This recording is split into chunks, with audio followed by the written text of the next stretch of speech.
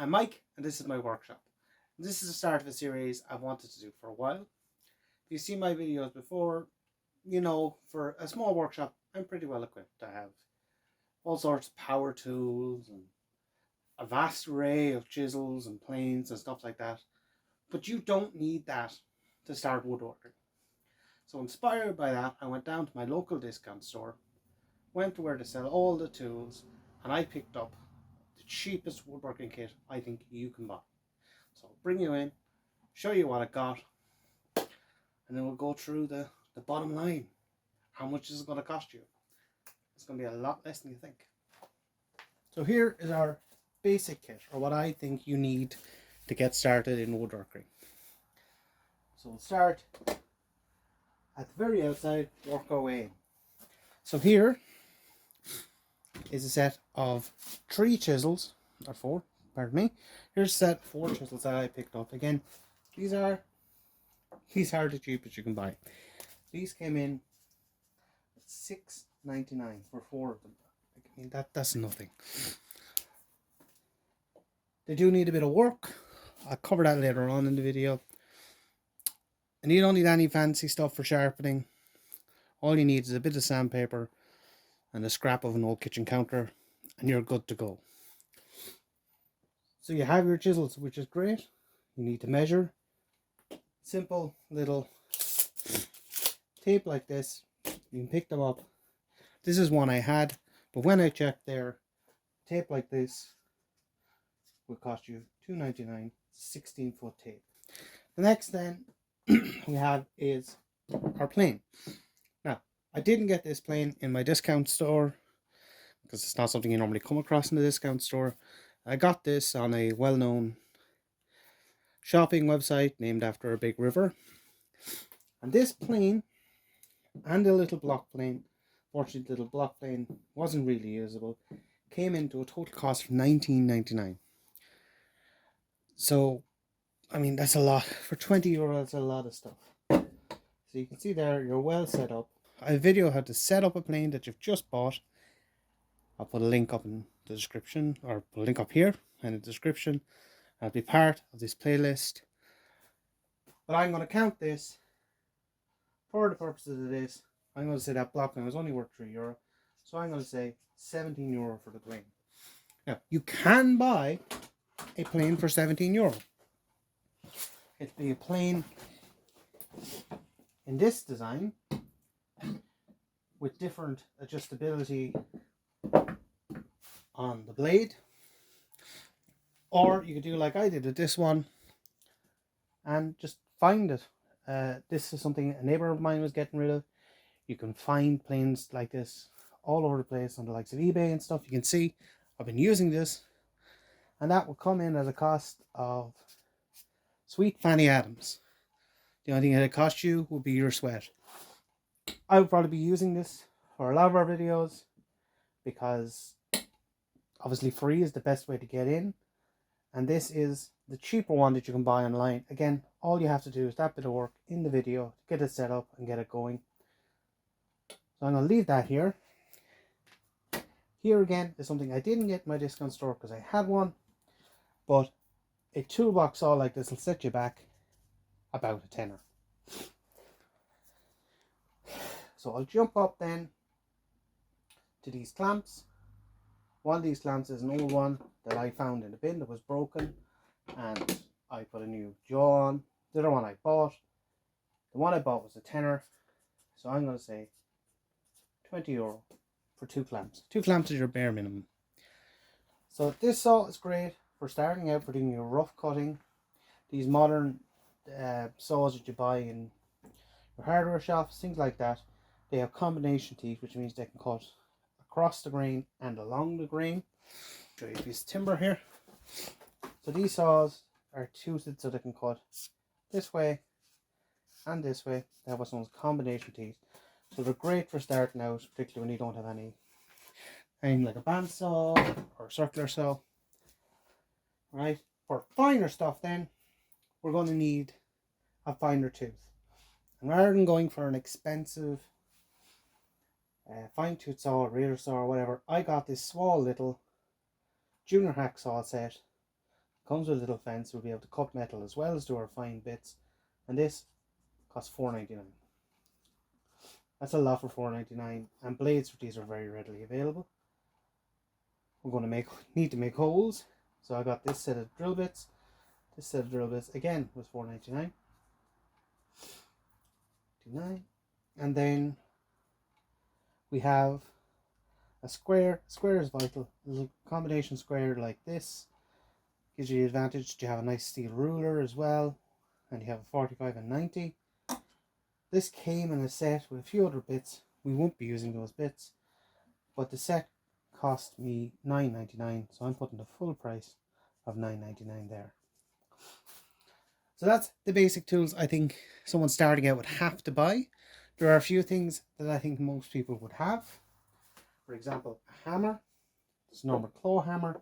I haven't put that in the price because I think it's something everyone would have, and they're not hard to get. You pick up a claw hammer in a discount store for about €5. They're not very expensive. You will need some screwdrivers and such. I'd assume people would have those. And then simple geometry tools. So a protractor, an eraser, and a pencil. I think everyone would have those, so I'm not going to include those in the cost. So we're very much so nearly there now in terms of a set to get started with. The only thing we need now is something to make holes with. So I think a lot of people now, because they become so easily available, and you have your big German stores and that kind of stuff, a lot of people are going to have a little hand drill like this. This is one I got again on that giant shopping site named after a river for €30. So this, and it came with two batteries. I will put that up there. But if you don't have that, and if you want to go for a much more traditional approach, you can buy one of these. They're known as a hand drill. This type is known as an egg beater because it looks like an egg beater. And that cost, you can pick, this is a very, very cheap one. I just went to a hardware shop or get them again online. These are only going to run you about a tenner. They'll get you started, and maybe you'll like working with hand tools, and you'll move on and get other hand drills, or in the future you might convert to the electric. So this is going to cost you a tenner, in or around that price. So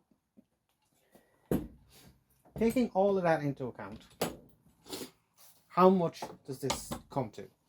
So I'm going to go bare bones. So bare bones, we're not going to use the drill, we're going to use the hand drill for putting in holes. We already have a screwdriver for putting in screws.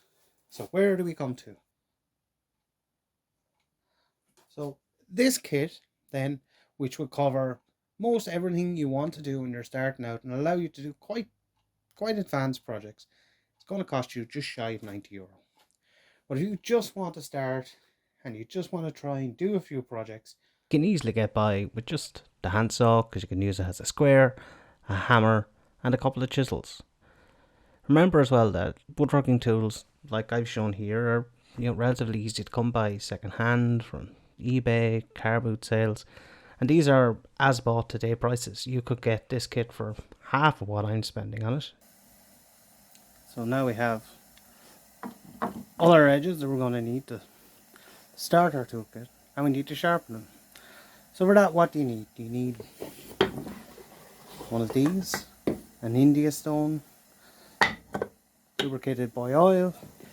These have been around since the beginning of time. This is a new box for an old stone, but good ones are expensive. How about a diamond plate?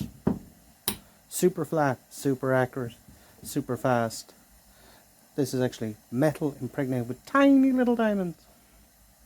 And yeah, these are really, really good. I love this. This one cost me about 50 quid. It's double-sided. I have it with me at all times. But yet again, we're trying for the budget starter kit. How about Japanese waterstones? I'm just going to remove that straight away.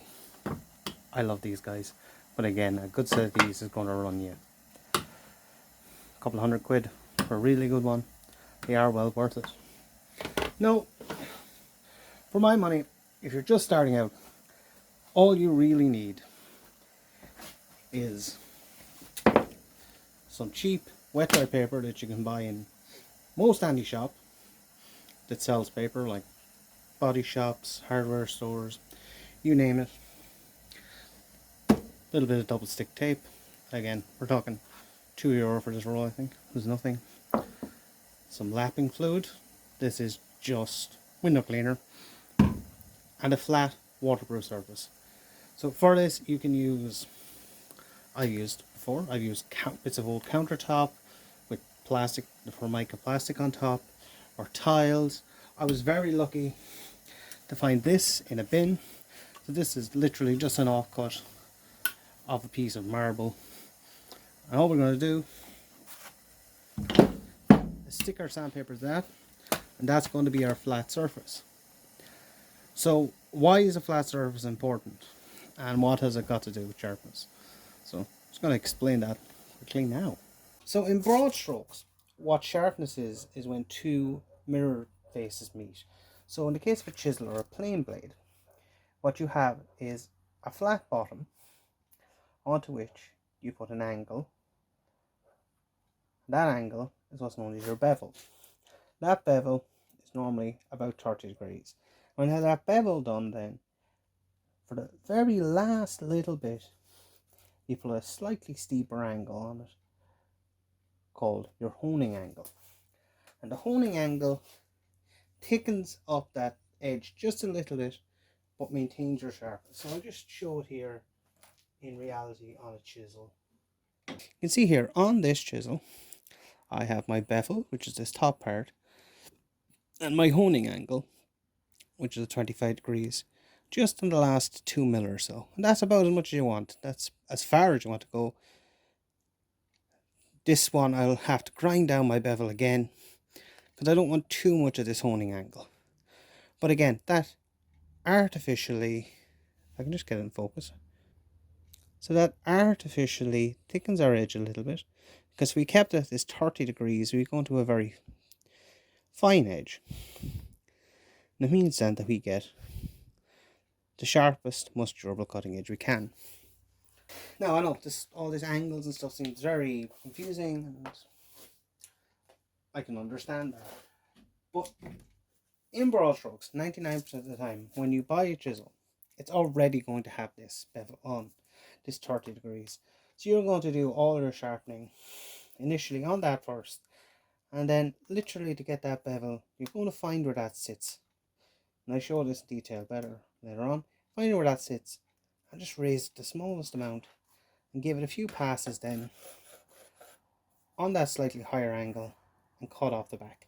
Now you don't need to put the bevel on. On this one I don't happen to have a bevel on it, but it's generally helpful for those reasons that I said. You have that slightly thicker edge, and it makes the blade more durable. Now we'll go on to creating that. So all I've done here is I've put some double-sided tape on the back of this piece of sandpaper. Now this is a relatively coarse grit. It's a 180 grit, and the reason is when you get these chisels, particularly cheap ones, they come with a plastic kind of lacquer on them to stop them tarnishing in the shop. So using the rougher grade helps get rid of that and it won't clog up. So you don't need a huge amount here. So an old scissors is all you need, and you need about this much. I don't know what to call that in money. And funny enough, cutting sandpaper with the scissors actually helps sharpen it, but for the love of God, don't use the good scissors for this job. So I like using, you can just use like a spray adhesive or something. I like using this double-sided tape. This is actually carpet tape for this job, and the reason I like using it is it adds a little bit of strength because it is that thin kind of plastic. So it adds a little bit of strength to the paper and it's more waterproof. So we're going to start here with our super expensive lapping fluid that is not in the least bit window lean. We'll get it wet. Let's sit here for a few seconds. I'm going to start by flattening the back. So when flattening the back, you don't need to worry about any angles or anything like that. So all you're going to do is hold it down on the surface using 2 fingers on this hand, and you're holding it then in your thumb and second finger, guiding with this one on your right hand. Now for left hand, just reverse this, and we're just going to keep that pressed down. Slowly go back and forth using all of the paper. Now this applies if you use a sharpening stone as well. You always want to maximize the amount that you're using of your surface, because particularly if you're using a sharpening stone that can hollow, you don't want to create that that we talked about, and then you don't have a sharpener. So you can see there. Again, if you go for slightly more expensive paper, it won't tear like this one is. But just take it handy. This can happen with the rougher grades. This is also old sandpaper, so it's a bit worn out. So after we've done a little bit of that, we're just going to wipe it down and see what's shined up. So you can see here, you look really carefully, that we're polishing the edge and we're polishing just about to the front. And if you feel the back of it, feels very important. You can feel that burr. You can you see it there? It's glistening up. So this is kind of what we want. We want a flat surface at the front. Now I'd want more back, but I have a cheap chisel. This is about as much good as you're going to get out of it. So again, just keep working it back and forth on the lapping fluid, keeping even pressure, go backwards and forwards, trying to make the best of the stuff you have. It's just unfortunate that is a little bit dozed. But again, if you pay, this was a set for €2, so if you pay the $1.90 or so a sheet stuff, you won't get anywhere near as much tearing. So for now, I'm happy enough with that. So that's my back, pretty flat. And ideally, if it's perfectly flat, it should just suck on.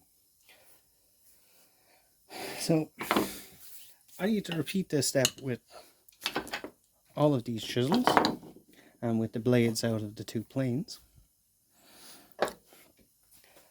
And I'll probably have to use a few other sheets, and I might get some fresh sheets. Until all the backs are flat, I'm happy they're down far enough. Then you just keep moving on to grades. So this is a 180 grade. You don't want to skip grits, so the next one will be a 220, 320, and get it up to in or around 600 or 800. That should do you. So when we have the backs flattened, we want to repeat that process. Never again. So the back wants to stay flat. So whatever you sharpen this on, make sure it's flat. The next thing then we want to do is polish out all our bevels. So really what you want to focus on first is this 30-degree bevel. So that's already on the chisel. So all we do is we just bring it in, and I'll actually zoom you in for this piece. So what we do is we just bring it in. When we start off, lean it up, and you'll feel it bottom out and lock in place. But also, as it sits flat, whatever fluid you have will wick out. So you're going to hold it like that, wick it out, and just like that, you can feel it And with sandpaper, I would recommend you only draw it back, because you can end up cutting it up. So again, using as much of it as you can, just carefully drawing it back, making sure you're keeping on that bevel. And you know, you can do all sorts of things. You can do a round or just draw it back. But I'm not a big fan of up and backwards on sandpaper, because you can dig in. So either back or these circular motions. And again, you're looking to do the same thing. You want to work away all of these scratches that are on this to get it to as polished as this side. And you can feel then, when you're starting to make work, a lot of sharpening is feel. So if you rub your finger there now, you mightn't be able to see it, but you'll be able to feel that burr we spoke about. And it's only on one side. And to take that off, then one swipe that way. And when you feel it, then it's gone. And then back to holding it in place and slowly keeping that on. Practicing the feel of what it feels like to pull it when it's flat against the surface. And just getting your way there. And again, we're getting places there. But again, you just keep working it until you're happy that this is as shiny as it's going to get on this grit.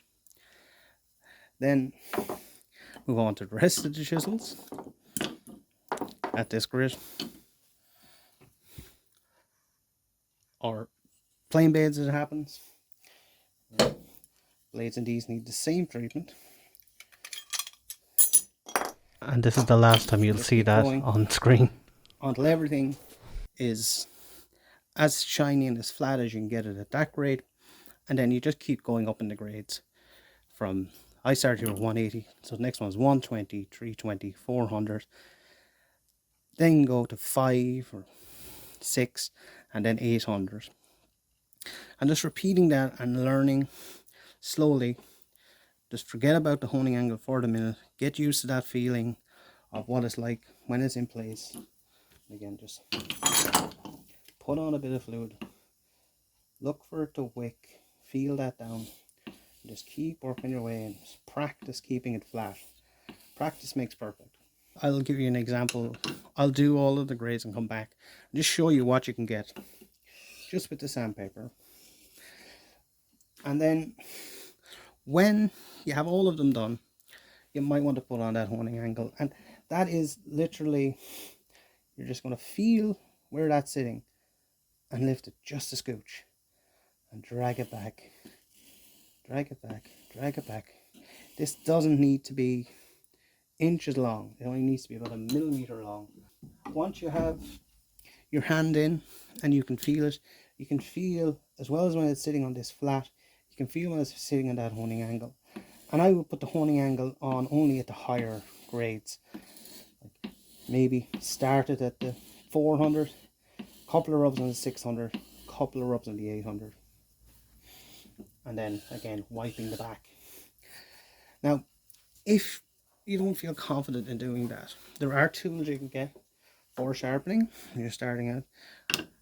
A good one of these will set you back about 30 or 40 quid.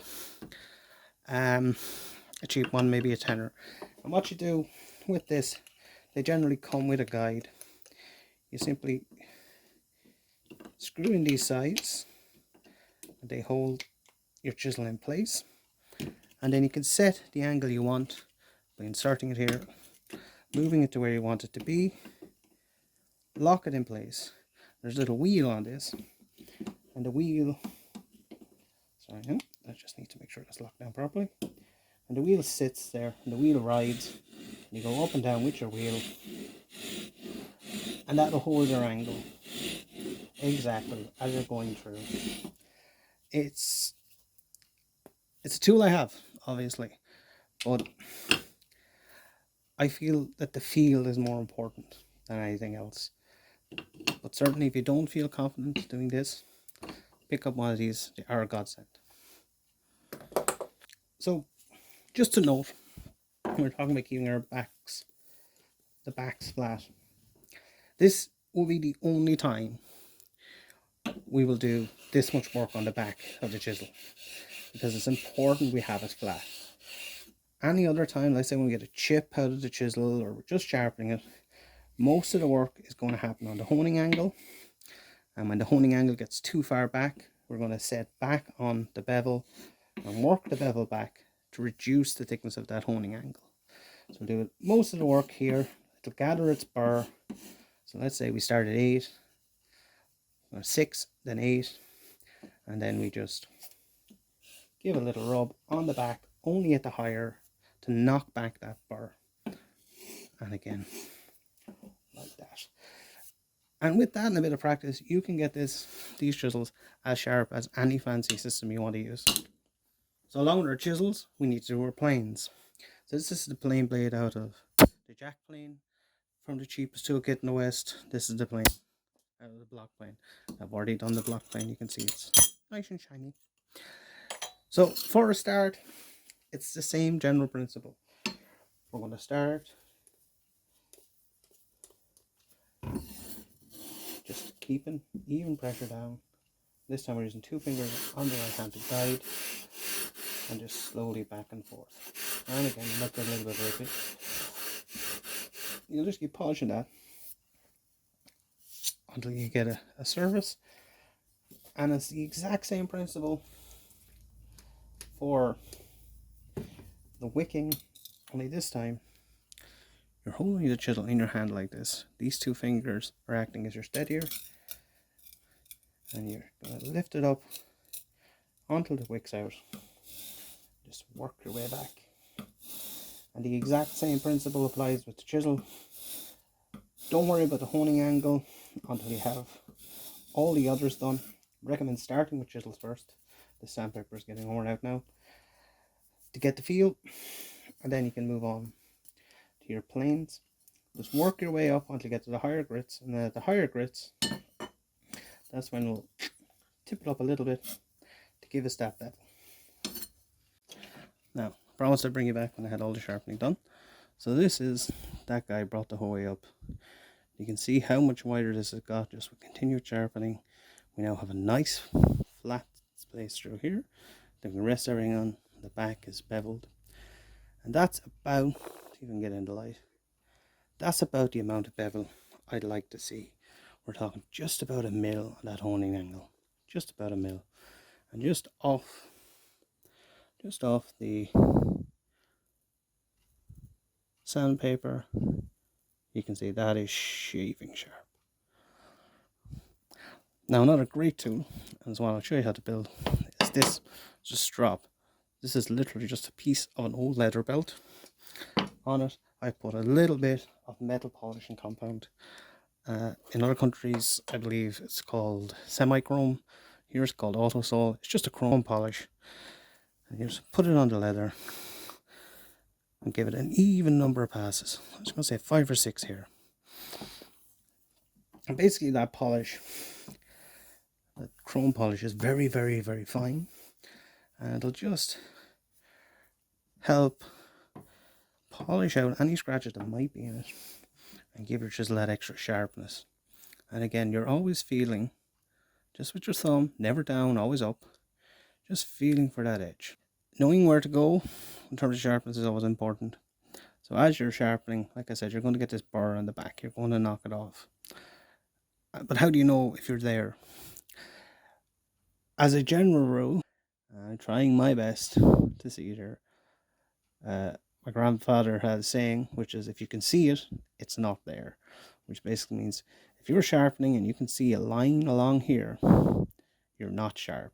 So either you have a burr on this side, or a burr on this side, or the 2 faces haven't met yet. You have to keep going. So now that we have our kit, all our edges are razor sharp, and our plane is set up for duty, I have a dedicated video on setting this up. I'll put that in the end screen. If you go for this type of chisel, if you go for this type of plane, if you choose to go for this type of plane, which you can get that little bit cheaper, I have another video which I'll put in the description of me restoring this and 5 other vintage tools.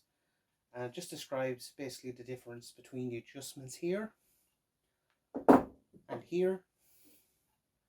With all of that done, it's time to do our first project. Our first project is to make this baby. A joiner's mallet.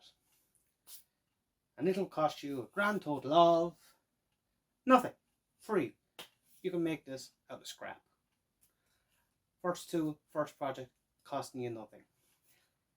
The reason that you want a joiner's mallet as opposed to a hammer, you'll have to watch next week to find out. So, like, subscribe, let me know if you like this and you want to see more, and absolutely do. Try this at home. Maybe I should script all this. And absolutely do. Try this at home.